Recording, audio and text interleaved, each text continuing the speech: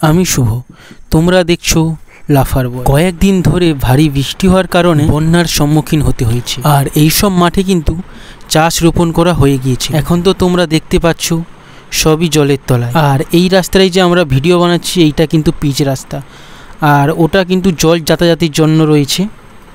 দেখতে পাচ্ছ তোমরা পুরোটাই জলে ভেসে গেছে। আর যতক্ষণ থেকে কিন্তু এই রাস্তা দিয়ে জল যাওয়া শুরু করেছে ততক্ষণ থেকেই কিন্তু মানুষজন এসে জাল দেওয়া শুরু করেছে। অনেকের জালে অনেক মাছ লেগেছে। আর তোমরা এখন দেখতে পাচ্ছ কত মানুষজন এসছে শুধু দেখার জন্য। আর ধীরে ধীরে কিন্তু বন্যার জল বাড়ছে। প্রত্যেক দিন প্রায় শয়ে শয়ে মানুষ এখানে ঘুরতে আসে।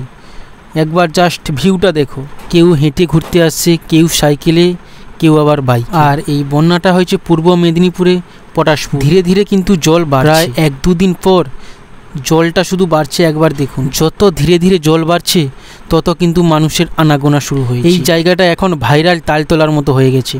যদিও এটাকে কেউ এখনও ভাইরাল করেনি, তা সত্ত্বেও প্রত্যেক দিন প্রায় 100-200 মানুষ এখানে আসে এই দেখার জন্য, এই দৃশ্য উপভোগ করার জন্য। প্রায় প্রত্যেক দিন 100-200 মানুষ এখানে আনা। 100-200 তো ভুল বললাম, হাজার হাজার মানুষ এখানে আসছে প্রতিদিন। সেই জন্য এখানে অনেক স্টলও বসেছে। আর এই দৃশ্য উপভোগ করার জন্য কে না আসে। এই সুন্দর প্রকৃতির দৃশ্য কিন্তু সবসময় দেখা দেয় না বা দেখা মেলে না।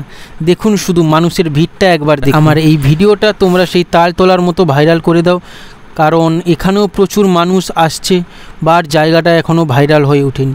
এই রাস্তাটা যে তোমরা দেখছো কিন্তু এটা পিচ রাস্তা, দু সাইডে ফাঁকা মাঠ, চাষের জমি এখন পুরো ডুবে গেছে। ঠিকানাটা তো তোমাদেরকে বলেছি, পূর্ব মেদিনীপুর জেলায় পটাশপুর, সিংদা হয়ে 12ভাগী। আর এখন প্রায় সন্ধ্যা হয়ে গেছে, সেই জন্য মানুষের ভিড়টাও একটু কমেছে।